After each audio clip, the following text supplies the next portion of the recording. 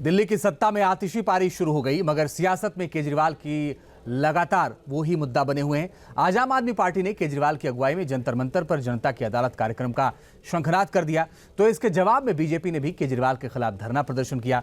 दिन भर दोनों दल एक दूसरे पर शब्दों के तीर चलाते रहे। अब भी देखिए सुपर संडे में मोर्चा बना मोर्चे की टक्कर। भ्रष्टाचार का एक ही कौल,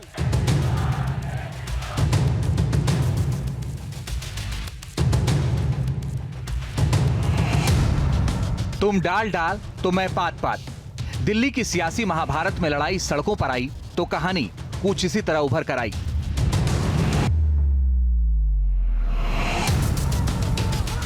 इधर आपने अपने कैंपेन जनता की अदालत में टोन कसा, उधर बीजेपी ने केजरीवाल को घेरने के लिए धरना प्रदर्शन में हुंकार भरी और मोर्चा बना मोर्चे की टक्कर से सुपर संडे में दोनों दलों पर जबरदस्त चढ़ाई की। केजरीवाल के वादे के मुताबिक जनता की अदालत कार्यक्रम शुरू हो गया। जंतर मंतर पर केजरीवाल की अगुवाई में आम आदमी पार्टी का जमघट लगा। सीएम आतिशी और उनके तमाम मंत्री, नेता, कार्यकर्ताओं की मौजूदगी ने बता दिया कि अब जनता की अदालत से आप वाले आर पार के मूड में आ गए हैं। इधर जंतर मंतर पर आप का हल्ला बोल चल रहा था, उधर कुछ ही दूरी पर कनॉट प्लेस पर बीजेपी वालों ने धरना प्रदर्शन किया। मंच पर केजरीवाल के सरकारी आवास की फोटो लगाई गई।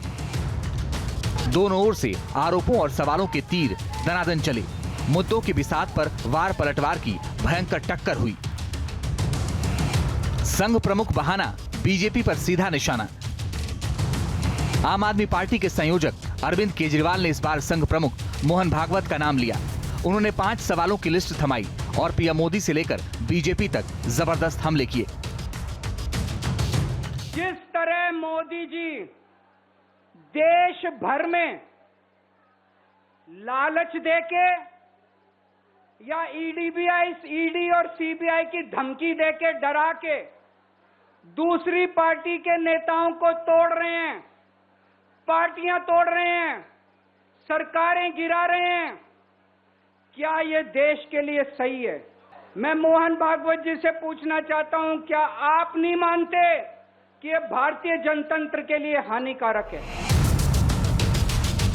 इस तरह के सवालों से केजरीवाल ने बीजेपी पर सीधी चढ़ाई की। जिस जंतर मंतर से 13 साल पहले अन्ना आंदोलन का माहौल बना था, उसी तर्ज पर आपकी कोशिश केजरीवाल की वापसी कराने की है। अरविंद केजरीवाल कह रहे हैं कि ईमानदार ना हूं तो वोट मत दीजिएगा। क्या यही आप लोगों का नारा होने वाला है चुनाव के अंदर? देखिए, पूरी दिल्ली को पता अरविंद केजरीवाल जी बहुत ज़्यादा ईमानदार है। देखिए, उन्होंने जिस तरीके से मुख्यमंत्री की कुर्सी से इस्तीफा दिया और जिस तरीके से उन्होंने घर छोड़ने का कहा कि हम अभी 2-4 दिन में घर छोड़ देंगे, तो ये बहुत बड़ा तमाचा है बीजेपी के गाल में। अगर अरविंद केजरीवाल जी ईमानदार है तो वोट दे, क्योंकि ये केवल एक नारा नहीं है, ये केवल एक नारा नहीं है, ये अरविंद जी केजरीवाल जी ईमानदारी है, पूरी दिल्ली जनता जानती है।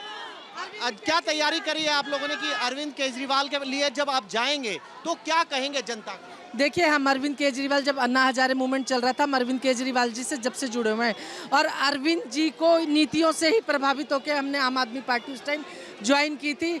अरविंद जी सीएम नहीं है, हम तब भी उनके सिपाही हैं और उन्हीं की बात को लेकर हम जनता के बीच उतरेंगे। अब ये साफ नहीं है कि सीएम पद से हटने के बाद केजरीवाल कहां रहेंगे, लेकिन बीजेपी सिविल लाइंस वाले सरकारी बंगले में शाह खर्च को बड़ा मुद्दा बनाकर सड़क पर उतरी। सरकारी आवास को किस तरह किसी आलीशान होटल की तरह बनाया गया था, इसे बीजेपी ने एक पोडियम पर बनाकर जनता को दिखाने का दांव चला। आरोप लगाया कि केजरीवाल के ताजमहल को चमकाने के लिए पब्लिक का पैसा पानी की तरह बहाया गया। जनता की अदालत तो असली अब लगने वाली है, उससे डर के ही नकली अदालतें लगाई जा रही है, क्योंकि असली अदालत, फैसला तो असली अदालत में होना है। बीजेपी कहती है कि केजरीवाल को भले ही जमानत मिल गई, मगर शराब घोटाले में उन्हें क्लीन चिट नहीं मिली। उन्होंने आतिशी पारी का ड्रामा इसलिए किया ताकि जनता के सवालों से बच सकें। बीजेपी ने हमला किया कि केजरीवाल हिसाब और जवाब देने की बजाय मुद्दे को डायवर्ट कर रहे हैं। कुछ ऐसे ही सवालों के तीर कांग्रेस नेताओं की तरफ से चलाए जा रहे हैं। भले ही इंडिया गठबंधन में आम आदमी पार्टी और कांग्रेस साथ साथ हों और लोकसभा चुनाव साथ मिलकर लड़े हों, मगर दिल्ली में लग रहा है रास्ते भी अलग हो गए हैं और सुर भी।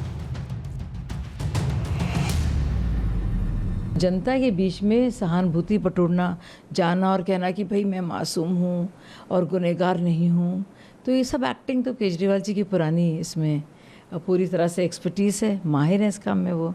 ये वही व्यक्ति हैं, जब पावर में नहीं थे तो ये कहते थे कि हम मुख्यमंत्री बन भी गए तो एक छोटे से मकान में रहकर अपना काम चलाएंगे, जनता की सेवा करेंगे।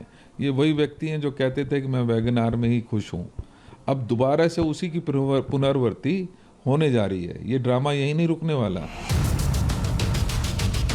दिल्ली विधानसभा चुनाव से महज 5 महीने पहले केजरीवाल ने कुर्सी छोड़ी है और आतिशी को कमान सौंपी है, जिसे एंटी इनकम्बेंसी फैक्टर को काउंटर करने का दांव भी कहा जा रहा है, तो इसे विक्टिम कार्ड के नजरिए से भी देखा जा रहा है। कुल मिलाकर दिल्ली में सड़क वाली सियासत में अभी कई मोड़ बाकी हैं।